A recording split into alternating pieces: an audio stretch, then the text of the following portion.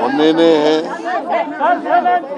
ನಮ್ಮ ಮನೆಗೆ ಬಂದು ಡಿ ಕೆ ಶಿವಕುಮಾರ್ ಅವರು ಬ್ರೇಕ್ಫಾಸ್ಟ್ ಬಂದಿದ್ರಲ್ಲ,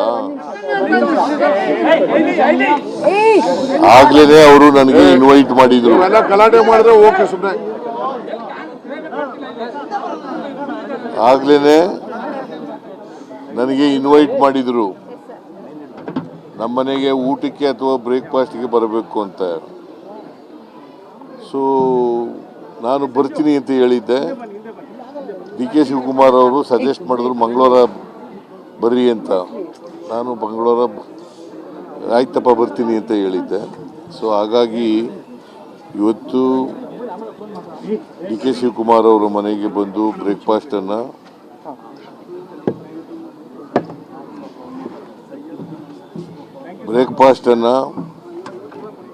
ಮಾಡಿದ್ದೀವಿ. ಪಾರ್ಟಿ ವಿಚಾರಗಳನ್ನು ಚರ್ಚೆ ಮಾಡಿದ್ದೀವಿ. ಭಾಳ ಮುಖ್ಯವಾಗಿ 8ನೇ ತಾರೀಕು ಅಸೆಂಬ್ಲಿ ಶುರುವಾಗುತ್ತೆ. 8ನೇ ತಾರೀಕು ಅಸೆಂಬ್ಲಿ ಶುರುವಾಗೋದ್ರಿಂದ 2 ವಾರ ನಡೀತದೆ. ಅಲ್ಲಿ ನಮ್ಮ ಸ್ಟ್ರಾಟಜಿ ಏನಿರಬೇಕು ಅನ್ನೋದ್ರ ಬಗ್ಗೆ, ರಣನೀತಿ ಹೇಗಿರಬೇಕು ಅನ್ನೋದ್ರ ಬಗ್ಗೆ ಚರ್ಚೆ ಮಾಡಿದ್ದೀವಿ. ಅವರು ಗೊತ್ತಿಲ್ಲ ನನಗೆ, ಪತ್ರಿಕೆಯಲ್ಲಿ ಓದಿರೋದು ನಾನು. ನೋ ಕಾನ್ಫಿಡೆನ್ಸ್ ಮೋಷನ್ ಮೂವ್ ಮಾಡ್ತೀವಿ ಅಂತ ಹೇಳಿದ್ದಾರೆ. ಆಮೇಲೆ ಬೇರೆ ವಿಚಾರಗಳನ್ನು ಪ್ರಸ್ತಾಪ ಮಾಡ್ತೀವಿ ಅಂತ ಹೇಳಿದ್ದಾರೆ. ಅವೆಲ್ಲನೂ ಕೂಡ ನಾವು ಸರ್ಕಾರ ಭಾಳ ಅಗ್ರೆಸಿವ್ ಆಗಿ ಎದುರಿಸ್ತಕ್ಕಂಥ ಕೆಲಸವನ್ನು ಮಾಡ್ತೀವಿ. ಅವರು ಯಾವುದೇ ವಿಚಾರ ಪ್ರಸ್ತಾಪ ಮಾಡಿದ್ರು ಕೂಡ BJP JDSನವರು ಒಟ್ಟಾಗಿ ಎದುರಿಸಬೇಕು ಅಂತೇಳಿ ಈಗಾಗಲೇ ಮಾತುಕತೆ ನಡೆಸಿದ್ದಾರೆ. ಕುಮಾರಸ್ವಾಮಿ, ಅಶೋಕ ಮತ್ತು ಇತರ ಮುಖಂಡರುಗಳು ಎಲ್ಲರೂ ಕೂಡ ಮಾತಾಡಿದ್ದಾರೆ. ನಾವು ಕೂಡ ಅಸೆಂಬ್ಲಿ ನಡೆಸೋದು ಈ ರಾಜ್ಯದ ಸಮಸ್ಯೆಗಳನ್ನು ಚರ್ಚೆ ಮಾಡಲಿಕ್ಕೋಸ್ಕರ. ರಾಜ್ಯಗಳ ಬೇಜಾರಾಗಿ ಸಮಸ್ಯೆಗಳನ್ನು ಬಗೆಹರಿಸ್ತಕ್ಕಂಥ ಪ್ರಾಮಾಣಿಕ ಪ್ರಯತ್ನವನ್ನು ಮಾಡಿದ್ದೇವೆ. ಅದು ಕಬ್ಬಿನ ವಿಷಯ ಇರ್ಬೋದು, ಅಥವಾ ಮೆಕ್ಕೆಜೋಳದ ವಿಷಯ ಇರ್ಬೋದು. ಈ ವಿಚಾರಗಳನ್ನು ರೈತರಿಗೆ ನಮ್ಮ ಸರ್ಕಾರ ಯಾವಾಗಲೂ ಕೂಡ ರೈತರ ಪರ ಇರ್ತದೆ. ನಾನು ಕಬ್ಬು ಬೆಳೆಗಾರರ ಜೊತೆಲೂ ಮಾತಾಡಿದೆ, ಇಡೀ ದಿನ ಮಾತಾಡಿದೆ. ಕಬ್ಬು ಫ್ಯಾಕ್ಟ್ರಿಯವ್ರ ಜೊತೆ ಮಾತಾಡಿದೆ, ರೈತರ ಮುಖಂಡರುಗಳ ಜೊತೆ ಮಾತಾಡಿದೆ. ಅದಕ್ಕೆ ಒಂದು ಅಂತಿಮ ರೂಪ ಕೊಡ್ತಕ್ಕಂಥ ಕೆಲಸವನ್ನು ಮಾಡಿದ್ದೀವಿ. ಸರ್ಕಾರದಿಂದ 1 ಟನ್ ಕಬ್ಬಿಗೆ 50 ರೂಪಾಯಿ ಕೊಡಬೇಕು ಅಂತಲೂ ಕೂಡ ತೀರ್ಮಾನ ಮಾಡಿದ್ದೀವಿ. ಸೊ ಅದು ಎಷ್ಟು ಕಬ್ಬು ಹರಿತಾರೆ ಅದರ ಮೇಲೆ ಡಿಪೆಂಡ್ ಆಗ್ತದೆ. ಆಮೇಲೆ ಮೆಕ್ಕೆಜೋಳದ ಬಗ್ಗೆನೂ ಕೂಡ ಮಾತಾಡಿದ್ದೀವಿ.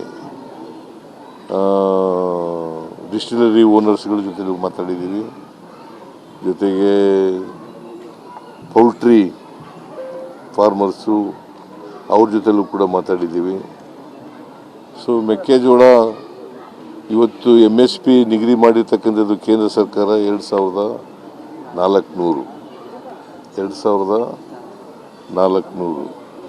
ಮಾರುಕಟ್ಟೆಯಲ್ಲಿ 1900, 2000, 2100 ಈ ಥರ ಓಪನ್ ಮಾರ್ಕೆಟ್ನಲ್ಲಿ ಬೆಲೆ ಇದೆ. ಸೊ ಅದರಿಂದ ರೈತರಿಗೆ MSP ದರದಲ್ಲಿ ಕೊಡಲಿಕ್ಕೆ ನಾವು ಡಿಸ್ಟಿಲರಿ ಓನರ್ಸ್ನು ಕೂಡ ಒಪ್ಪಿಸಿದ್ದೀವಿ ಕೊಂಡ್ಕೊಳ್ಳಲಿಕ್ಕೆ. ಯಾಕಂದರೆ ಇವರು ಪೌಲ್ಟ್ರಿ ಫಾರ್ಮರ್ಸು, ಅವರು ಕೂಡ ಸುಮಾರು ಮೋರ್ ದೆನ್ 20 lakhs ಮೆಟ್ರಿಕ್ ಟನ್ನನ್ನು ಕೊಂಡ್ಕೊಳ್ತಾರೆ. ಯಾಕಂತಾರೆ MSP ಕೇಂದ್ರ ಸರ್ಕಾರ MSP ನಿಗದಿ ಮಾಡುವಾಗ ಏನಂತ ಹೇಳಿದೆ ಅಂತಂದರೆ ನಾವು ಪಬ್ಲಿಕ್ ಡಿಸ್ಟ್ರಿಬ್ಯೂಷನ್ ಸಿಸ್ಟಮ್ ಮೂಲಕ PDS ಮೂಲಕ ಇಲ್ಲಿ ಉಪಯೋಗಿಸೋಕ್ಕಾಗಲ್ಲ. ಯಾಕಂತಂದರೆ ಅವರು ಉಪಯೋಗಿಸಿ ಅಂತ ಹೇಳ್ತಾರೆ, ಇಲ್ಲಿ ಉಪಯೋಗಿಸೋಕ್ಕಾಗೋದಿಲ್ಲ ನಾವು PDS ಮೂಲಕ. ಸೊ ಅದಕ್ಕೋಸ್ಕರ MSP ನಿಗದಿ ಮಾಡಿರೋದು ಅವರು. ನಾವು ಈ MSP ರೈತರು ಕೊಡಲೇಬೇಕು ಅಂತ ಹೇಳಿ ಹಠ ಹಿಡಿದಿದ್ದಾರೆ. ಸೊ ಅದರಿಂದ ರೈತರಿಗೆ ಸಹಾಯ ಮಾಡಬೇಕು ಅಂತೇಳಿ ಮಾಡ್ತಾಯಿದ್ದೀವಿ. ಆಮೇಲೆ ಡಿಸ್ಟಿಲರಿ ಓನರ್ಸ್ ಇದ್ದಾರಲ್ಲ, ಅವರು ನೇರವಾಗಿ ರೈತರಿಂದ ಖರೀದಿ ಮಾಡೋದು. ಫೆಡರೇಷನ್ನು, ಮಾರ್ಕೆಟಿಂಗ್ ಫೆಡರೇಷನ್ನು ಸಹಾಯ ಮಾಡ್ತದೆ. ಆಮೇಲೆ ಪೌಲ್ಟ್ರಿ ಫಾರ್ಮರ್ಸು ಅವರು ಕೂಡ ಖರೀದಿ ಮಾಡ್ತಾರೆ. KMF ಖರೀದಿ ಮಾಡ್ತದೆ. ಈ ಕೋಳಿ ಆಹಾರ PDS ಇದನ್ನೇ ಮೆಕ್ಕೆಜೋಳನೇ ಉಪಯೋಗಿಸೋದು. ಆಮೇಲೆ ಪಶು ಆಹಾರನೂ ಕೂಡ ಮೆಕ್ಕೆಜೋಳನೇ ಉಪಯೋಗಿಸೋದು. ಸೊ ಇವೆರಡೂ ಕೂಡ ಮೇಜರಾಗಿ ಈ ಸಾರಿ ರೈತರು ಹೆಚ್ಚಾಗಿ ಬೆಳೆದಿದ್ದಾರೆ ಮೆಕ್ಕೆಜೋಳನ. ಹೆಚ್ಚು ಪ್ರದೇಶದಲ್ಲೂ ಕೂಡ ಮೆಕ್ಕೆಜೋಳ ಬೆಳೆದಿದ್ದಾರೆ. ಸೊ ಸುಮಾರು 54ರಿಂದ 55 ಲಕ್ಷ ಮೆಟ್ರಿಕ್ ಟನ್ ಉತ್ಪಾದನೆ ಆಗ್ಬೋದು ಅಂತ ಅಂದಾಜಿದೆ. 54ರಿಂದ 55 ಲಕ್ಷ ಮೆಟ್ರಿಕ್ ಟನ್ ಮೆಕ್ಕೆಜೋಳ ಉತ್ಪಾದನೆ ಆಗಬೇಕು ಅಂತ ಇದೆ. ಸೊ ಒಟ್ಟಾರೆಯಾಗಿ ಪೌಲ್ಟ್ರಿ ಅವರು ಒಂದು 20 ಲಕ್ಷಕ್ಕಿಂತ ಜಾಸ್ತಿ ಮಾಡ್ತಾರೆ. ಆಮೇಲೆ ಪಶು ಆಹಾರ ಅದಕ್ಕೆ ಒಂದು 4-5 ಲಕ್ಷ ಆಗ್ತದೆ. ಸೊ ಇವರು 7ರಿಂದ 10 ಲಕ್ಷದವರೆಗೆ ಯಾರು ಎಥನಾಲ್ ಮಾಡೋಕ್ಕೆ ಉಪಯೋಗಿಸ್ತಾರೆ. ಸೊ ಇದನ್ನೆಲ್ಲ ಕೇಂದ್ರ ಸರ್ಕಾರ ಮಾಡಬೇಕಾಗಿರೋದು. ಎಥನಾಲ್ ಹಂಚಿಕೆ ಮಾಡೋರು ಕೇಂದ್ರ ಸರ್ಕಾರ. ಆಮೇಲೆ MSP ನಿಗದಿ ಮಾಡೋರು ಕೇಂದ್ರ ಸರ್ಕಾರ, FRP ನಿಗದಿ ಮಾಡೋರು ಕೇಂದ್ರ ಸರ್ಕಾರ. ಆಸ್ ಇಫ್ ದಟ್ ಕೇಂದ್ರ ಸರ್ಕಾರದವರು ನಮ್ದೇನು ಜವಾಬ್ದಾರಿನೇ ಇಲ್ಲ ಅನ್ನೋ ಥರ ಮಾತಾಡ್ತಾರೆ. ಸಂಸದರ ನಿಯೋಗ ಏನಾದರೂ ಕರ್ಕೊಂಡು ಹೋಗ್ತೀರಾ? ಇಲ್ಲ, ಅದಕ್ಕೆ ಸಂಸದರ ಮೀಟಿಂಗ್ ಕರಿಬೇಕು ಅಂತ ಮಾತಾಡಿದ್ದೀವಿ ನಾವು. ಮೋಸ್ಟ್ ಲೈಕ್ಲಿ 8ನೇ ನಾವು ಮೊದಲನೇ ಸಾರಿ ಶುರುವಾಗುತ್ತಲ್ಲ ಅವತ್ತು ಹೌಸು ಅಡ್ಜನ್ ಆಗ್ತದೆ ಅಂತೇಳಿ ಅನ್ಕೊಂಡಿದ್ದೀವಿ. ಹೌಸು ಸಿಟ್ಟಿಂಗ್ ಮೆಂಬರು ನಮ್ಮ ಮೇಟಿಯವರು ಸಿಟ್ಟಿಂಗ್ ಮೆಂಬರ್ ಆಗಿದ್ದರು. ಅವರು ಕಾಲ ಆಗಿರೋದ್ರಿಂದ ಅಡ್ಜನ್ ಆಗ್ಬೋದು ಅಂತಕ್ಕಂಥ ಅನಿಸಿಕೆಯನ್ನು ಇಟ್ಕೊಂಡಿದ್ದೀವಿ. ಅವತ್ತೇ ಕರಿಬೇಕು ಅಂತ ಅಂದ್ಕೊಂಡಿದ್ದೀವಿ. ಯಾಕಂತಂದರೆ ಪಾರ್ಲಿಮೆಂಟ್ನಲ್ಲಿ ಎಲ್ಲ ಸದಸ್ಯರುಗಳಿರ್ತಾರೆ, ನಮ್ಮ ಪಾರ್ಲಿಮೆಂಟ್ ಮೆಂಬರ್ಸು ಕರ್ನಾಟಕದವರು. ಅಲ್ಲಿ ಕರೆಯೋಣ ಅಂತ ಅಂದ್ಕೊಂಡಿದ್ದೀವಿ. ಸೊ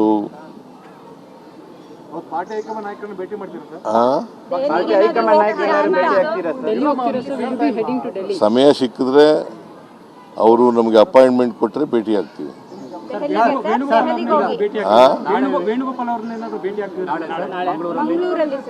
ನಾಳೆ ಹೌದು, ಒಂದೇ ಫಂಕ್ಷನಲ್ಲಿ ಇರ್ತೀವಿ.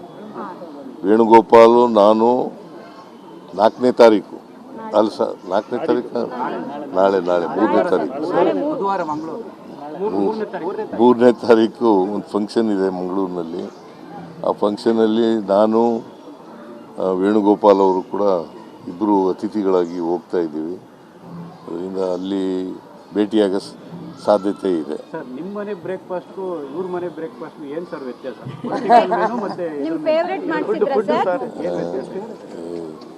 ನೋಡಪ್ಪ, ಇವ್ರ ಮನೆಯಲ್ಲಿ ನಾನ್ ವೆಜ್ಜು, ನಮ್ಮ ಮನೆಯಲ್ಲಿ ಬರೀ ವೆಜ್ಜು. ಇವನು ವೆಜಿಟೇರಿಯನ್ನು, ನಾನು ನಾನ್ ವೆಜಿಟೇರಿಯನ್ನು. ಆದರೂ ನಾನು ನಾನ್ ವೆಜಿಟೇರಿಯನ್ ಮಾಡಿಸಿರ್ಲಿಲ್ಲ. ಇವನಿಗೆ ಹೇಳಿದೆ, ನೋಡಪ್ಪ, ಇದರಿಂದ ಹಳ್ಳಿಯಿಂದ ಕೋಳಿ ತಗೋಬ ಇಲ್ಲಿ ಬೆಂಗಳೂರಿನಲ್ಲಿ.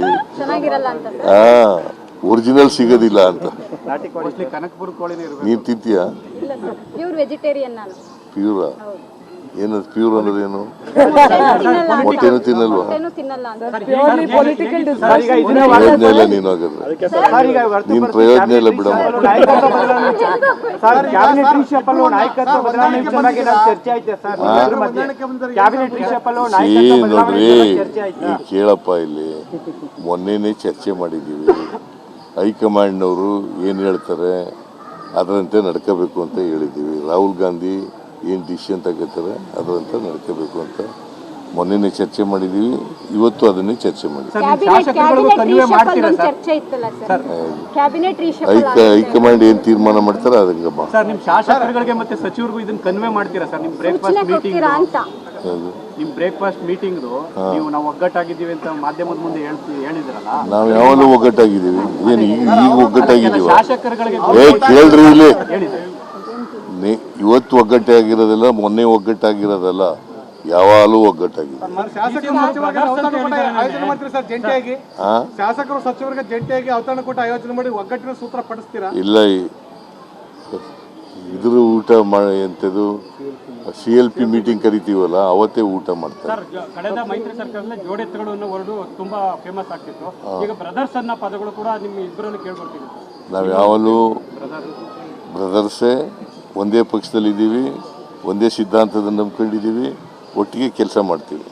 ಮುಂದಿನ 2028ಕ್ಕೂ ಕೂಡ ನಾವು ಒಟ್ಟಿಗೆ ಕೆಲಸ ಮಾಡ್ತೀವಿ, ಅಧಿಕಾರಕ್ಕೆ ತಗೋಬೇಕು. ಪರಮೇಶ್ವರ್ ಅವರು ಕೂಡ ನಿಮ್ಮಿಬ್ಬರನ್ನ ಬ್ರೇಕ್ಫಾಸ್ಟ್ ಕರೀತಾರೆ ಅಂತ ಸರ್. ಪರಮೇಶ್ವರ್ ಅವರು ನಿಮ್ಮಿಬ್ಬರನ್ನ ಬ್ರೇಕ್ಫಾಸ್ಟ್ ಕರೀತಾರೆ ಅಂತ ನೀವು ಅವ್ರನ್ನ ಕರೆದಿಲ್ಲ, ಅದಕ್ಕೆ ನಾನೇ ಅವ್ರನ್ನ ಕರಿತೀನಿ ಅನ್ನೊಂದು ಮಾತಿನ ಹೇಳಿದ್ರು. ಮನೆಗೆ ಹೋಗ್ತೀರಾ ಸರ್?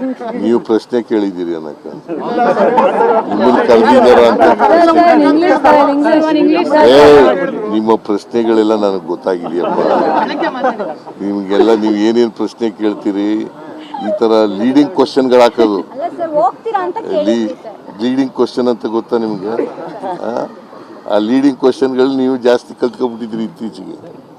ಲೀಡಿಂಗ್ ಕ್ವಶನ್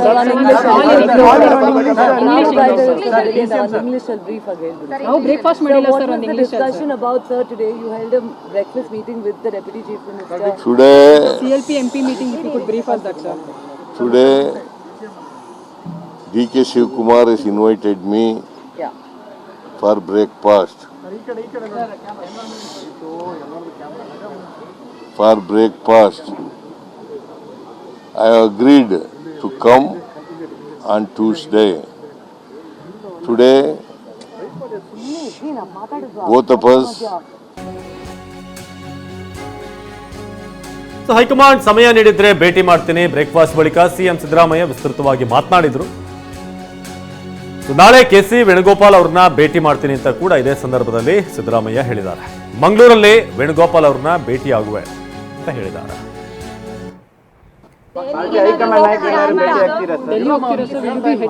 ಸಮಯ ಸಿಕ್ಕಿದ್ರೆ ಅವರು ನಮಗೆ ಅಪಾಯಿಂಟ್ಮೆಂಟ್ ಕೊಟ್ಟರೆ ಭೇಟಿ ಆಗ್ತೀವಿ. ವೇಣುಗೋಪಾಲ್ ಅವ್ರನ್ನ ಏನಾದ್ರು ಭೇಟಿ ಮಂಗಳೂರಲ್ಲಿ ಸರ್. ನಾಳೆ ಹೌದು, ಒಂದೇ ಫಂಕ್ಷನ್ ಅಲ್ಲಿ ಇರ್ತೀವಿ. ವೇಣುಗೋಪಾಲು, ನಾನು 4ನೇ ತಾರೀಕು ಅಲ್ಲ ಸರ್, 4ನೇ ತಾರೀಕು ನಾಳೆ 3ನೇ ತಾರೀಕು 3ನೇ ತಾರೀಕು ಒಂದು ಫಂಕ್ಷನ್ ಇದೆ ಮಂಗಳೂರಿನಲ್ಲಿ. ಆ ಫಂಕ್ಷನಲ್ಲಿ ನಾನು ವೇಣುಗೋಪಾಲ್ ಅವರು ಕೂಡ ಇಬ್ಬರು ಅತಿಥಿಗಳಾಗಿ ಹೋಗ್ತಾ ಇದ್ದೀವಿ. ಅದರಿಂದ ಅಲ್ಲಿ ಭೇಟಿಯಾಗೋ ಸಾಧ್ಯತೆ ಇದೆ. ಸಮಯ ಸಿಕ್ಕಿದ್ರೆ ಅವರು ನಮಗೆ ಅಪಾಯಿಂಟ್ಮೆಂಟ್ ಕೊಟ್ಟರೆ ಭೇಟಿ ಆಗ್ತೀವಿ. ವೇಣುಗೋಪಾಲ್ ಅವ್ರನ್ನ ಏನಾದ್ರು ಭೇಟಿ ಮಂಗಳೂರಲ್ಲಿ ಸರ್. ನಾಳೆ ಹೌದು, ಒಂದೇ ಫಂಕ್ಷನ್ ಅಲ್ಲಿ ಇರ್ತೀವಿ. ವೇಣುಗೋಪಾಲು, ನಾನು 4ನೇ ತಾರೀಕು ಅಲ್ಲ ಸರ್, 4ನೇ ತಾರೀಕು ನಾಳೆ 3ನೇ ತಾರೀಕು 3ನೇ ತಾರೀಕು ಒಂದು ಫಂಕ್ಷನ್ ಇದೆ ಮಂಗಳೂರಿನಲ್ಲಿ. ಆ ಫಂಕ್ಷನಲ್ಲಿ ನಾನು ವೇಣುಗೋಪಾಲ್ ಅವರು ಕೂಡ ಇಬ್ಬರು ಅತಿಥಿಗಳಾಗಿ ಹೋಗ್ತಾ ಇದ್ದೀವಿ. ಅದರಿಂದ ಅಲ್ಲಿ ಭೇಟಿಯಾಗೋ ಸಾಧ್ಯತೆ ಇದೆ. ಸಮಯ ಸಿಕ್ಕಿದ್ರೆ ಅವರು ನಮಗೆ ಅಪಾಯಿಂಟ್ಮೆಂಟ್ ಕೊಟ್ಟರೆ ಭೇಟಿ ಆಗ್ತೀವಿ. ದೆಹಲಿಗೆ ಹೋಗಿ ವೇಣುಗೋಪಾಲ್ ಅವ್ರನ್ನ ಏನಾದ್ರು ಭೇಟಿ ಆಗ್ತಿದ್ದಾರೆ ಮಂಗಳೂರಲ್ಲಿ ಸರ್. ನಾಳೆ ಹೌದು ಒಂದೇ ಫಂಕ್ಷನಲ್ಲಿ ಇರ್ತೀವಿ. ವೇಣುಗೋಪಾಲು ನಾನು 4ನೇ ತಾರೀಕು ಅಲ್ಲ ಸರ್ 4ನೇ ತಾರೀಕು. ಎಸ್, ಬ್ರೇಕ್ಫಾಸ್ಟ್ ಮೀಟಿಂಗ್ ಬಳಿಕ ಸಿಎಂ ಸಿದ್ದರಾಮಯ್ಯ ಎಲ್ಲೂ ಕೂಡ ಈ ಗೊಂದಲ ಇದ್ರ ಬಗ್ಗೆ ಮಾತನಾಡೋದಕ್ಕೆ ಹೋಗ್ಲಿಲ್ಲ. ಮೊದಲಿಗೆ ಆರಂಭದಲ್ಲಿ ಅವ್ರು ಮಾತನಾಡಿದ್ದು ಬರೀ ಅಭಿವೃದ್ಧಿ ಬಗ್ಗೆ, ನಂತರ ಕೆ.ಸಿ. ವೇಣುಗೋಪಾಲ್ ಅವರನ್ನ ಭೇಟಿ ಆಗ್ತಾ ಇದ್ದೀನಿ, ನಾಳೆ ಮಾತುಕತೆ ನಡೆಸ್ತೀವಿ, ಜೊತೆಗೆ ಹೈಕಮಾಂಡ್ ಹೇಳಿದಂತೆ ಕೇಳ್ತೀವಿ, ರಾಹುಲ್ ಗಾಂಧಿ ಹೇಳಿದಂತೆ ನಡೆದುಕೊಡ್ಬೇಕು, ಈ ಹಿಂದೆಯೂ ಇದನ್ನ ಹೇಳಿದ್ವಿ, ಮತ್ತದನ್ನೇ ಹೇಳ್ತಾ ಇರುವಂತದ್ದು, ನಾವು ಪುನರುಚ್ಚರಿಸ್ತಾ ಇರೋದು, ಹೈಕಮಾಂಡ್ ಏನ್ ಹೇಳುತ್ತೋ ಅದಕ್ಕೆ ನಾವು ಬದ್ಧ. ಮೊನ್ನೆ ಮಾಡಿದ್ದ ಚರ್ಚೆಯನ್ನೇ ಇವತ್ತು ಮಾತಾಡಿದ್ದೇವೆ ಅಂದ್ರು ಸಿಎಂ. ಹೈಕಮಾಂಡ್ ಹೇಳದಂತೆ ನಡೆದುಕೊಳ್ಬೇಕು, ರಾಹುಲ್ ಗಾಂಧಿ ಹೇಳದಂತೆ ನಡೆದುಕೊಳ್ಬೇಕು ಅಂದ್ರೆ ಹೈಕಮಾಂಡ್ ಮಾತಿಗೆ ಬದ್ಧ ಎನ್ನುವುದನ್ನ ಪುನರುಚ್ಚರಿಸಿದ್ದಾರೆ ಸಿಎಂ. ನಾವು ಯಾವಾಗಲೂ ಒಗ್ಗಟ್ಟಾಗಿದ್ದೀವಿ. ಏನು ಈಗ ಒಗ್ಗಟ್ಟಾಗಿದ್ದೀವ? ಶಾಸಕರುಗಳಿಗೆ ಕೇಳ್ರಿ ಇಲ್ಲಿ. ಇವತ್ತು ಒಗ್ಗಟ್ಟಾಗಿರೋದಿಲ್ಲ, ಮೊನ್ನೆ ಒಗ್ಗಟ್ಟಾಗಿರೋದಲ್ಲ, ಯಾವಾಗಲೂ ಒಗ್ಗಟ್ಟಾಗಿದ್ದೀವಿ. ನಾವು ಯಾವಾಗಲೂ ಒಗ್ಗಟ್ಟಾಗಿದ್ದೀವಿ. ಏನು ಈಗ ಒಗ್ಗಟ್ಟಾಗಿದ್ದೀವ? ಕೇಳ್ರಿ ಇಲ್ಲಿ.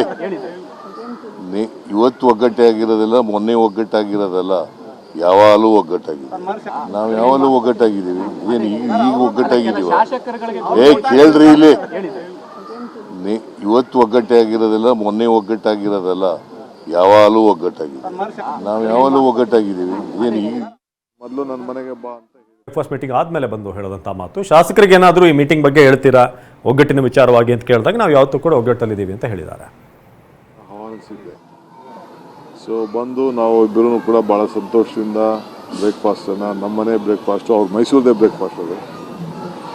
ಯಾಕೆಂದ್ರೆ Mrs is from Mysuru,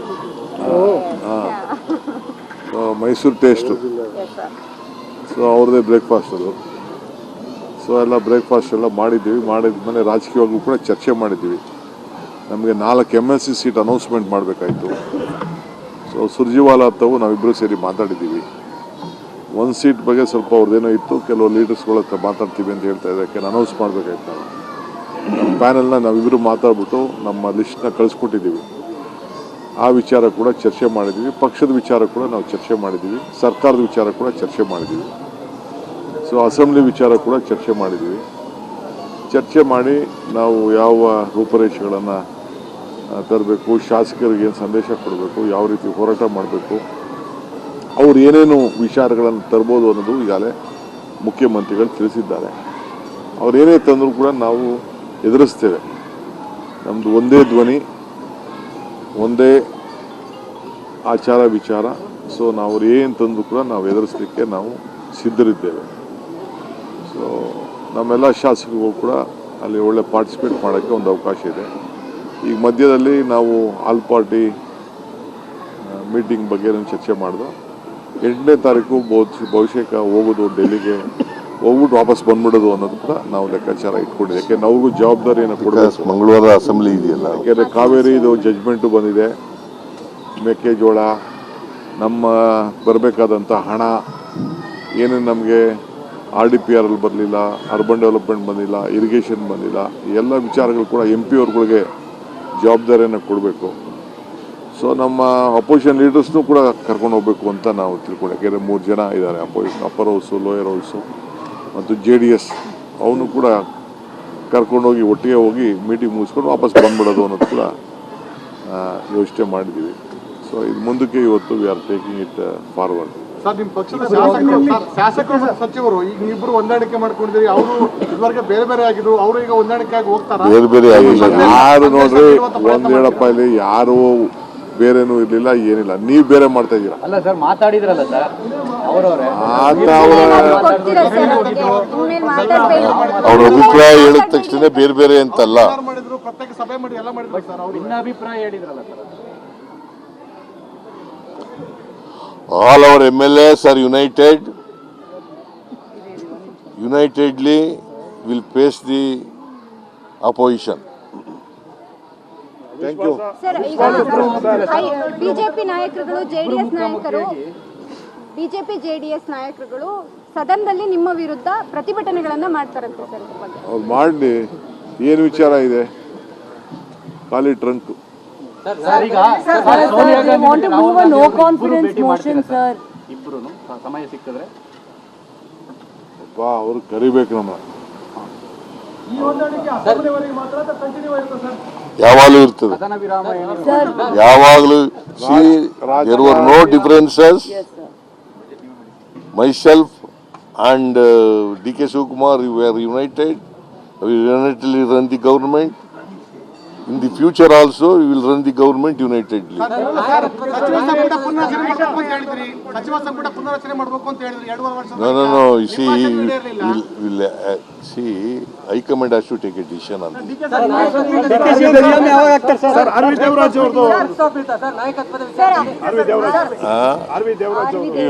R V Devaraj ಅವರು MLA ಆಗಿದ್ದವರು, MLC ಆಗಿದ್ದವರು. ಅವರು ನಿಧನ ಆಗಿರ್ತಕ್ಕಂಥದ್ದು ಬಹಳ ದುಃಖದ ವಿಚಾರ. ಅವರಿಗೆ ಸುಮಾರು 67 ವರ್ಷ ಆಗಿತ್ತು. ಪಾಪ ಚಾಮುಂಡಿ ಬೆಟ್ಟ ದರ್ಶನಕ್ಕೆ ಹೋಗ್ತಾ ಇದ್ರು, ಚಾಮುಂಡಿ ಬೆಟ್ಟ ಚಾಮುಂಡೇಶ್ವರಿ ದರ್ಶನಕ್ಕೆ ಹೋಗ್ತಾ ಇದ್ರು. ಆ ಸಂದರ್ಭದಲ್ಲಿ ಅವರು ಹೃದಯಘಾತಕ್ಕೆ ಒಳಗಾಗಿರ್ತಕ್ಕಂಥದ್ದು ಬಹಳ ನೋವಿನ ಸಂಗತಿ. ನಾಳೆ ಅವರು ಹುಟ್ಟಿದಬ್ಬ, ಅದಕ್ಕೋಸ್ಕರ ಇವತ್ತೇ ಇರಬೇಕು ನಂಗೆ ಕಾಣಿಸ್ತದೆ. ಆ ಹುಟ್ಟಿದ ಹಬ್ಬದಕ್ಕೋಸ್ಕರವಾಗಿ ಚಾಮುಂಡೇಶ್ವರಿ ದೇವಿಯನ್ನ ದರ್ಶನ ಮಾಡಲಿಕ್ಕೆ ಹೋಗ್ತಾ ಇದ್ರು, ಪೂಜೆ ಮಾಡಿಸ್ಲಿಕ್ಕೆ. ಆ ಸಂದರ್ಭದಲ್ಲಿ ಮೈಸೂರಿನಲ್ಲಿ ನಿಧನರಾಗಿರ್ತಕ್ಕಂಥದ್ದು ಬಹಳ ನೋವಿನ ಸಂಗತಿ.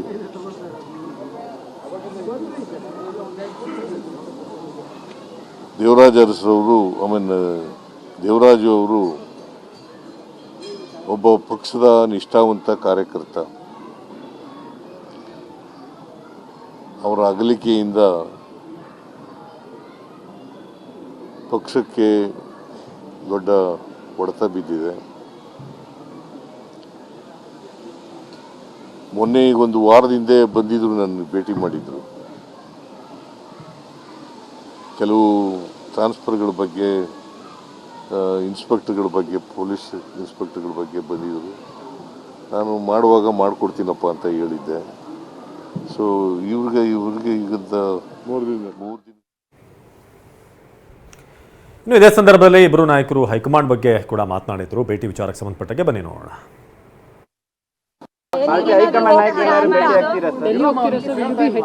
ಸಮಯ ಸಿಕ್ಕಿದ್ರೆ ಅವರು ನಮಗೆ ಅಪಾಯಿಂಟ್ಮೆಂಟ್ ಕೊಟ್ಟರೆ ಭೇಟಿ ಆಗ್ತೀವಿ.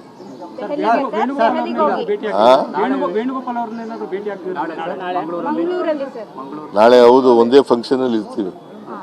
ವೇಣುಗೋಪಾಲು, ನಾನು 4ನೇ ತಾರೀಕು ಅಲ್ಲ ಸರ್, 4ನೇ ತಾರೀಕು ನಾಳೆ 3ನೇ ತಾರೀಕು 3ನೇ ತಾರೀಕು ಒಂದು ಫಂಕ್ಷನ್ ಇದೆ ಮಂಗಳೂರಿನಲ್ಲಿ. ಆ ಫಂಕ್ಷನಲ್ಲಿ ನಾನು, ವೇಣುಗೋಪಾಲ್ ಅವರು ಕೂಡ ಇಬ್ಬರು ಅತಿಥಿಗಳಾಗಿ ಹೋಗ್ತಾ ಇದ್ದೀವಿ. ಅದರಿಂದ ಅಲ್ಲಿ ಭೇಟಿಯಾಗ ಶ್ರೀರಾಮುಲು ಹೇಳ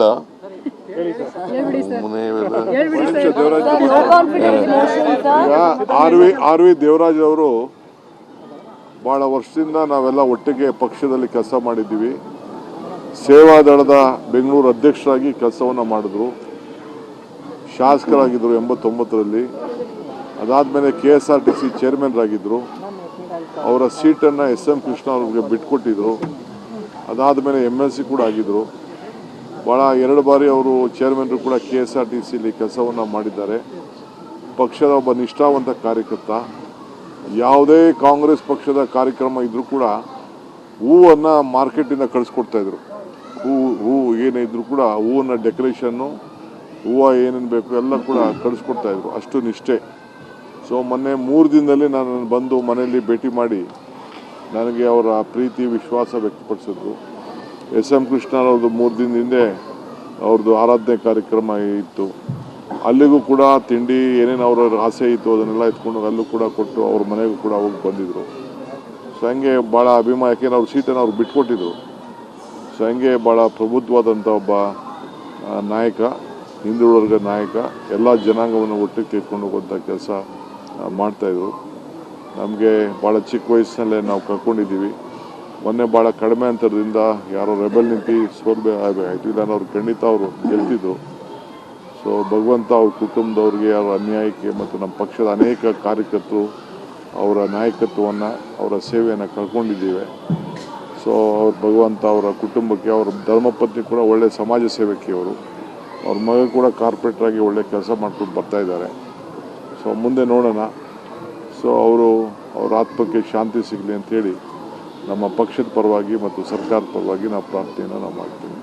ಹೋಗಿ ಈಗ ನಾನು ಸದ್ಯಕ್ಕೆ ಮುಖ್ಯಮಂತ್ರಿಗಳು ಹೋಗ್ತಾ ಇದ್ದಾರೆ, ನಾನು ಹೋಗ್ತಾ ಇದ್ದೀನಿ. ಹೋಗಿ ಅವ್ರಿಗೆ ಅಂತಿಮ ನಮನವನ್ನು ಕಳಿಸುವಂಥ ಕೆಲಸ ನಾವು ಮಾಡ್ತೇವೆ. ಸಚಿವರಾಗಬೇಕು ಅಂತ ತುಂಬ ಕನಸಿತ್ತು ಸರ್ ಅವ್ರಿಗೆ, ದೇವರಾಜ್ ಅವರು ಹಿಂದಿನ ಟರ್ಮಲ್ಲೂ ತುಂಬ ಪ್ರಯತ್ನ ಮಾಡಿದರು. Okay, thank you. ಎಲ್ಲ MLAಗಳು ಕೂಡ ಸಚಿವರಾಗಲಿಕ್ಕೆ ಅರ್ಹರಿದ್ದಾರೆ ಹೇಳಾಯ್ತಾರ ಅವರು. ಆದರೆ 15% ಮಾತ್ರ ಮಾಡಬೇಕು.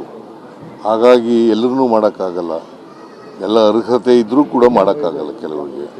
ಸೊ ದೇವರಾಜ್ ಅರಸರವರು, ಆಮೇಲೆ ದೇವರಾಜು ಕೂಡ ಅರ್ಹತೆ ಇದ್ದಂಥ ಒಬ್ಬ ವ್ಯಕ್ತಿ. ಹೈಕಮಾಂಡ್ ಹೇಳಿದಾಗ ಧಾರವಾಡದಲ್ಲಿ ಖಾಲಿ ಹುದ್ದೆ ಭರ್ತಿ ಮಾಡಬೇಕಂತ ಪ್ರೊಟೆಸ್ಟ್ ಆಗ್ತಿದೆ ಸರ್.